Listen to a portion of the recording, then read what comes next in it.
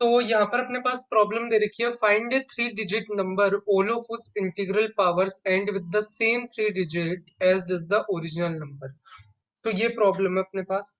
तो अगर अपन स्टार्ट करें तो अपने पास n एक इंटीजर मान लेते हैं, n एक इंटीजर है और उसकी कुछ भी इंटीग्रल पावर ले तो उसका सेम 3 डिजिट हो जैसे कि ओरिजिनल नंबर के है, और n एक 3 डिजिट नंबर है यहाँ पर। तो यहाँ पर अगर अपन देखें तो सबसे पहले k इज इक्वल टू 2 के लिए चेक करते हैं, मीन्स n स्क्वायर। अभी पावर 2 के लिए चेक करता है तो n स्क्वायर माइनस n करने पर जो लास्ट के 3 डिजिट आएंगे वो अपने पास 0 0 0 आने चाहिए।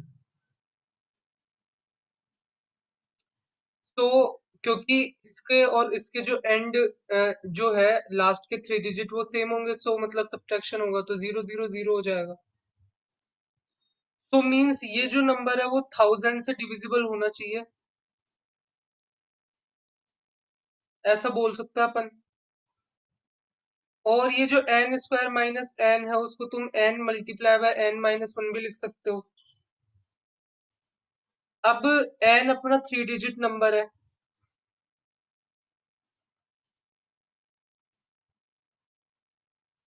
तो obviously n and n minus one एक दूसरे के रिलेटिवली प्राइम होंगे। ये एक दूसरे के रिलेटिवली प्राइम होंगे, अपन ऐसा बता सकते हैं। तो अब ये जो चीज है वो 1000 से डिविजिबल हो, सो अपन को पता है एन एक 3 डिजिट नंबर है, इस चीज को ध्यान में रखो। तो ना तो एन 1000 से डिविजिबल होगा क्योंकि वो मैक्सिमम उसकी वैल्यू 999 ही हो सकती है, तो 1000 से डिविजिबल कैसे होगा। तो ना तो एन 1000 से डिविजिबल हो सकता है, ना ही एन माइनस वन 1000 से डिविजिबल हो सकता है। सो ये वाला केस की कोई एक नंबर 1000 से डिविजिबल हो जाए वो तो हो नहीं सकता। अब नेक्स्ट क्या आता है कि अपन इस चीज का ध्यान में रखें कि n n minus one relatively prime है, और अपन इसके प्राइम फैक्टराइजेशन करें, तुम करोगे तो 2 का क्यूब मल्टीप्लाई बाय 5 का क्यूब आएगा। तो रिलेटिवली प्राइम रखने के लिए अपन बोल सकते हैं कि जो एक नंबर है वो 125 से डिविजिबल है और जो दूसरा नंबर है वो 8 से डिविजिबल है, ताकि ये एक दूसरे से रिलेटिवली प्राइम रहे, और यहाँ पे कोई भी 1000 तो हो नहीं सकता। तो ये चीज अपन को करनी पड़ेगी यहाँ पर। एक नंबर को 125 से डिविजिबल होना पड़ेगा और एक को 8 से होना पड़ेगा। उल्टा भी हो सकता है, ये 8 से हो जाए और ये 125 से हो जाए। सो अपन केस लेते हैं। तो अब n है अपना 3 डिजिट नंबर है,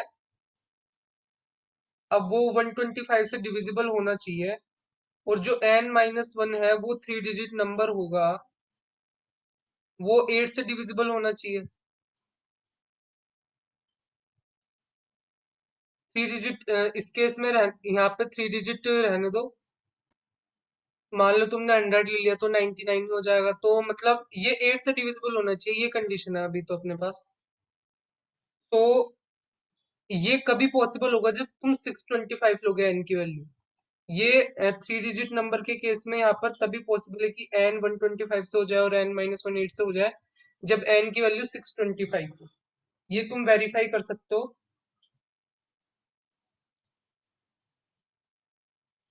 तो ये अपन ने कर लिया, तो यहाँ से तो अपन को ये नंबर मिल गया। और सेकंड केस क्या है कि एन माइनस वन है जो कि 125 से डिविजिबल है, और एन है जो कि 8 से है। ये वाला केस भी ले लेते हैं।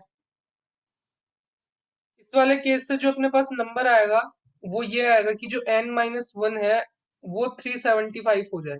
ये तभी हो सकता है कि ये 375 हो। सो ये तो 125 से हो जाएगा और ये 8 से हो जाएगा, तो यहाँ से अपने पास दो नंबर आएंगे। अगर अपन दो केस लेंगे, एक आएगा अपने पास 625 और एक यहाँ से कैलकुलेट करें तो 376। तो ये अपन ने निकाल लिया कि अपन अब k की वैल्यू 2 के लिए तो चेक कर लिया नहीं, जब इनकी पावर 2 करेंगे तो इनका सेम लास्ट के 3 डिजिट आएंगे जैसे कि ओरिजिनल नंबर है। तो अब हायर पावर्स के लिए देखते हैं, तो मान लो n की पावर k माइनस वन को देखो तुम k greater than equal to 2 के लिए।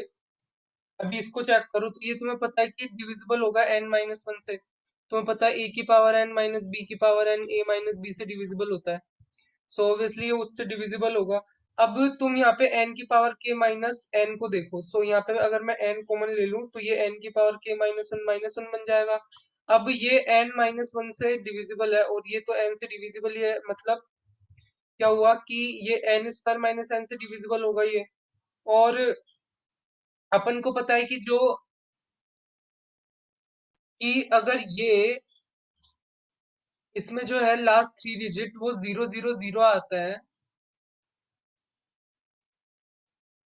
तो ऑब्वियसली इसमें भी आएंगे, तो इसका मतलब क्या होगा कि n की पावर k एंड n के लास्ट के डिजिट सेम ही होंगे। सो अपन इस कंक्लूजन पे पहुंच गए कि हायर पावर्स के लिए भी ट्रू हो जाएगा, क्योंकि अपन ने ये कर लिया कि n स्क्वायर माइनस एन के अगर लास्ट, क्योंकि ये इससे डिविजिबल होगा और इसके लास्ट थ्री डिजिट 0 0 0 आएंगे, तो हायर पावर्स के लिए भी ये ट्रू होगा। तो ये तो अपनी मिनिमम कंडीशन थी कि इसके लास्ट के थ्री डिजिट 0 0 0 आने चाहिए, तो अगर ये सेटिस्फाई हो रही है तो हायर पावर्स के लिए भी चेक करने की जरूरत नहीं है। इसमें भी तुम डायरेक्ट बता सकते हो कि हायर पावर्स लोगे तब भी तुम्हारे सेम ही आएंगे, क्योंकि ये जो चीज है वो डिविजिबल है एन स्क्वायर माइनस एन से, सो ऑब्वियसली फिर उसके लास्ट के थ्री डिजिट तो जीरो होने ही पड़ेंगे। तो अपने जो आंसर आएगा वो थ्री डिजिट नंबर का वो ये आएंगे दोनों, तो इस तरीके से अपन इसको सॉल्व कर सकते हैं।